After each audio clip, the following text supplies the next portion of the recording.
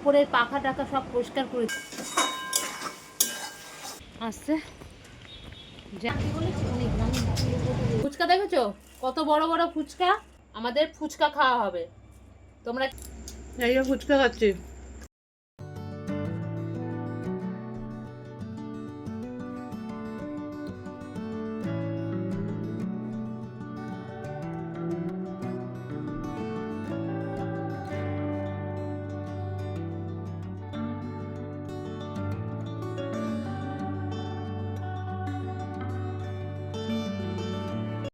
Hello friend, good morning, welcome back to our new blog. আশা করি তোমরা সবাই খুব ভালো আছো। আমি ভীষণ ভালো আছি। সকাল সকাল সমস্ত কাজকর্ম করে পুজো টুজো দেওয়া হয়ে গেছে।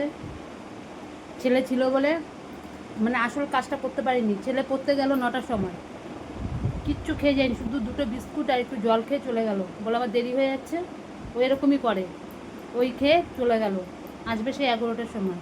ছেলে গেল, আমার তো ভালো লাগছিল না। উপরের পাখা টাকা সব পরিষ্কার করেছি। উপরের পাখা এই দেখো এখন কি জোর করছে। এসির সামনেটা পরিষ্কার করেছি। এসিটা এখন করতে গেলে অনেক সময় লাগবে। এসি খুলে ভিতরে জালগুলোকে বের করে পরিষ্কার করতে হবে, ওগুলো আমি পারি করতে। ওটা আরেকদিন করব। করে বিছনা চাদর মাদর সমস্ত কিছু পাল্টে পুরো বিছনা পরিষ্কার করে একদম, কেননা উপরে পাখা পরিষ্কার করছি, কি ময়লা হয়েছে পাখার মধ্যে। ওগুলো পরিষ্কার করেছি, সব বিছনার মধ্যে পড়েছে, সব চাদর মাদর বালিশের কভার টাভার সব উঠিয়েছি। পাখা একদম পুরো পরিষ্কার হয়ে গেছে, ঝকঝক করছে। আর কি হাওয়া এখন পাখার। সব পরিষ্কার টরিষ্কার করে বিছনা চাদর মাদর সব উল্টে সব বাইরে নিয়ে গেলাম, ওগুলো কাচতে হবে। চান তো আমি করবোই আরেকবার, ওই জন্য ওগুলো করে ফেললাম। ছেলে নেই বলে, ছেলে থাকলে পড়তে বসে তো আর হয় না, ভীষণ অসুবিধা হয়ে যায়। ওই জন্য করলাম, ওগুলো পরিষ্কার টরিষ্কার করে নিলাম। এদিকে চাল ভিজিয়ে এসেছি, ভাত বসিয়ে দিই। সকালবেলা ঘর বলে কিচ্ছু টিফিন করতে হবে না, ছাতু আছে, ছাতু দিয়ে মুড়ি টুড়ি দিয়ে খেয়ে নেবো সব। আমি তো কিছু খাবো না, ছেলে কিচ্ছু খেয়ে যায়নি। ছেলে আসুক তারপরে দেখা যাবে। এই হয়েছে ব্যাপার, হাঁপিয়ে গেছি। আর মাছ ধুয়ে টুয়ে সব কিছু করে রেখেছি। মাছের ঝোল করব, ভাত করব আর শাক ভাজা করব। আর কিচ্ছু রান্না করব না। আজ একটা জায়গায় যাওয়ার কথা আছে, জানি না। ছেলে যদি পড়া থাকে তাহলে আর হবে না, আর যদি না থাকে তাহলে যাব। এই হচ্ছে ব্যাপার। অনেক দিন ধরে ইচ্ছা করছিল যাওয়ার জন্য। দেখি এখন ছেলের উপর ডিপেন্ড করছে, ছেলে পড়তে যাবে কি না যাবে। ছেলে তো আজকে রোববার 7:30 থেকে পড়া, এবার ও যাবে কি না কে জানে। যদি না যায় তাহলে যাব, আর না গেলে আর হবেও না। এই হচ্ছে ব্যাপার। তাড়াতাড়ি করে রান্নাবান্নাটা করে নিই। কিচ্ছু রান্না করো, একদম পুরো শাক ভাজা, মাছের ঝোল আর ভাত, আর কিচ্ছু করবো না আজকে, কিচ্ছু না।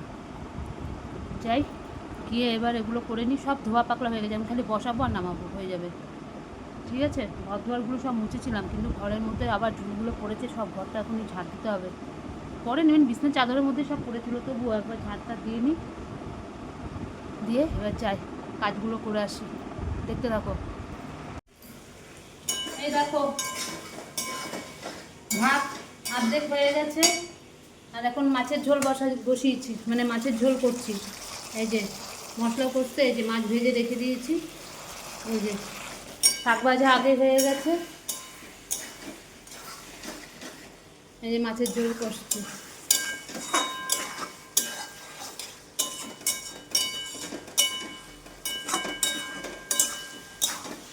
এক্ষুনি রান্না হয়ে যাবে। এই ছেলে পড়া থেকে আসলো, এই ছেলে এখনই পড়া থেকে আসলো। আমাকে কিছু খা বলে, এখন কিচ্ছু খাবো না, একটু পরে তো খেয়েই নেবো। এখন বলছে কিচ্ছু খাবে না। এই যে রান্নাবান্না কমপ্লিট। সে মাছের ঝোল, শাক ভাজা আর ভাত, ব্যাস। আর আজকে ছেলেকে পড়াবে না, অনেকে আসবে না পড়তে, ওই জন্য আমরা যাব আজকে। তাড়াতাড়ি রান্নাবান্না সব কমপ্লিট হয়ে গেছে। আবার জামা কাপড় ভিজিয়েছি, আমার প্রতিদিন কাচতে হয়। এখন ওগুলিকে কেচে দিই। সব ভেজানো হয়েই গেছে অনেকে, এখন ফটাফট কেচে দেবো, প্রচুর রোদ শুকিয়ে যাবে। ঠিক আছে, এই সব কমপ্লিট হয়ে গেছে।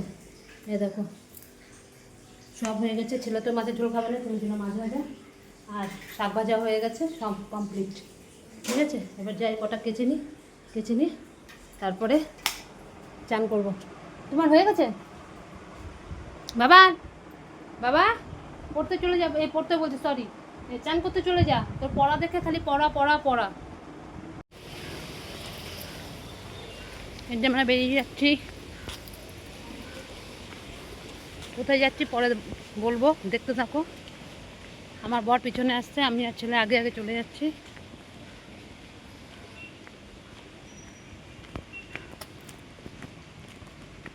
তোর বাবা কোথায়? ওই যে পিছনে আসছে। অনেকটা দূর, এখন ট্রেনে করে যেতে হবে, অনেকটাই দূর আছে। দেখতে থাকো। ছেলে প্রথমে বলছিল যাবো না যাবো না এসিতে, অনেক বলার পর তারপরে এসছে, ইচ্ছাই নেই ওর আসা। না চল, একা একা ভালো লাগে না, ঘরের মধ্যে আমরা সবাই যাব, ঘরের মধ্যেও একা থাকবে কেমন লাগে দেখতে। চল ঘুরে আসি, ছুটি তো পাই না, চল। ঠিক আছে, দেখতে থাকো। এই যে আমরা যেখানে আসা চলে এসেছি। ও, একটু গ্রাম গ্রাম পরিবেশটা, খুব সুন্দর জায়গাটা। চলে এসেছি আমার ছেলে। ওরে বাবা রে, কত বড় গরু, দাঁড়াও দেখাচ্ছি।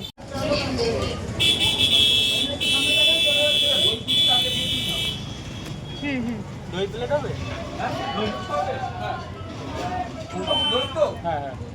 তাহলে আগে দিয়ে দিই ওটা।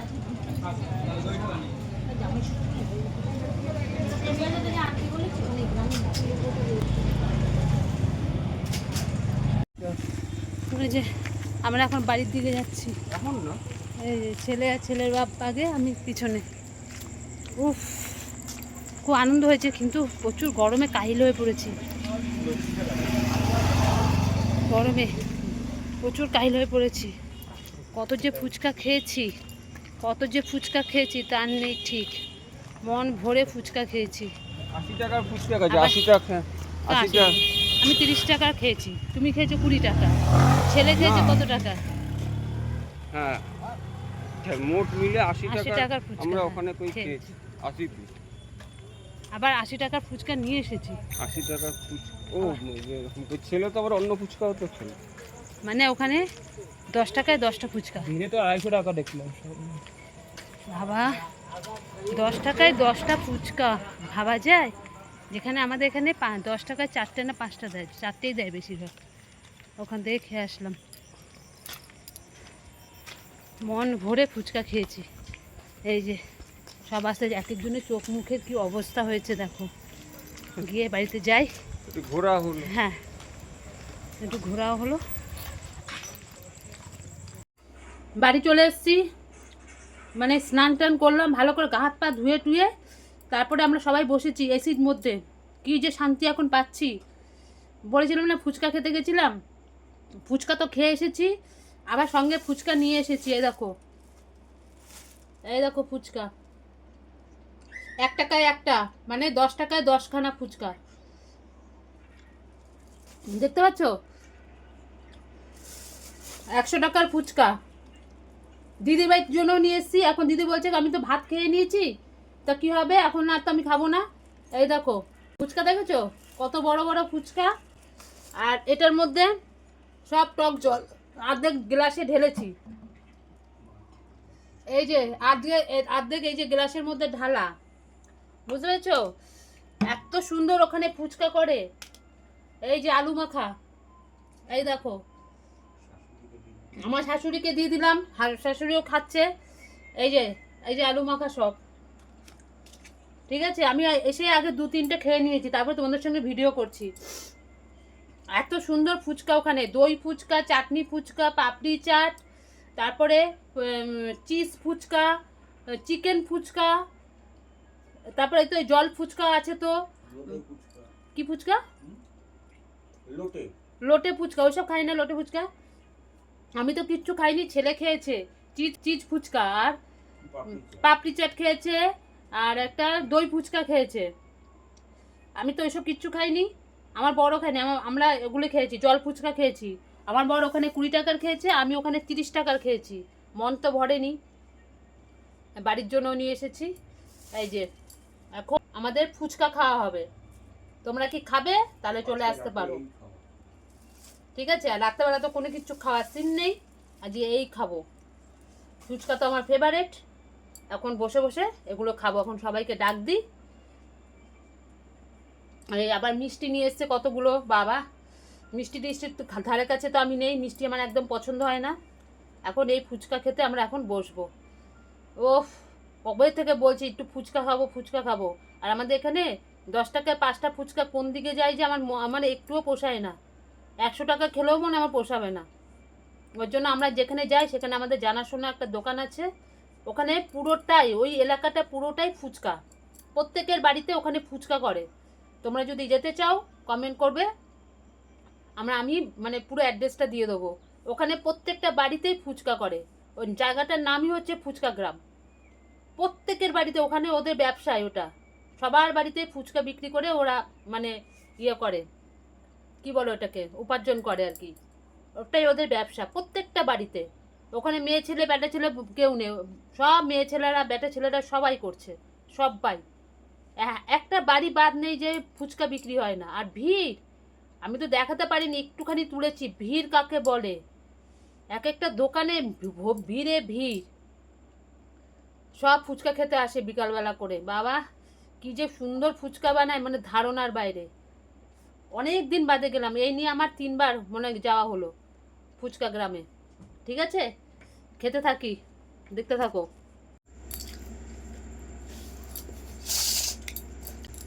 এই যে ফুচকা খাচ্ছি। একটা মিষ্টিটা একটু খাবে? আমি মিষ্টি খাবো না, তুই খা। আমার ফেভারিট জিনিস চলে এসছে, আমি আর কিচ্ছু খাবো না। ভালো মিষ্টি। হ্যাঁ।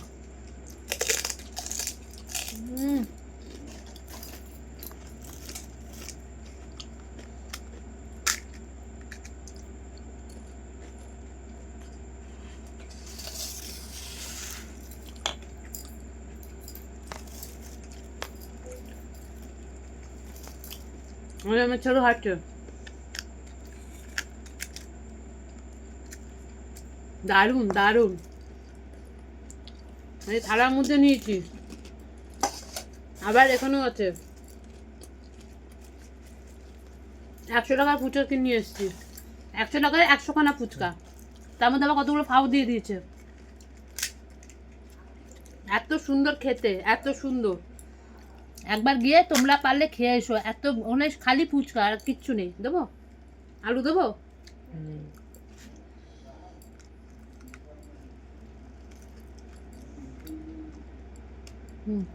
খাও, আর কিচ্ছু লাগে না আমার প্রাণ।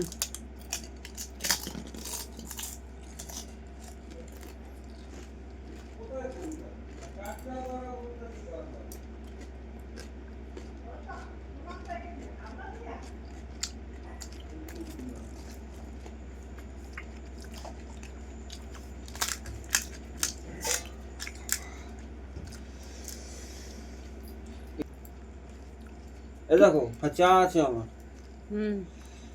আবার আমাদের ফুচকা খাওয়া কমপ্লিট।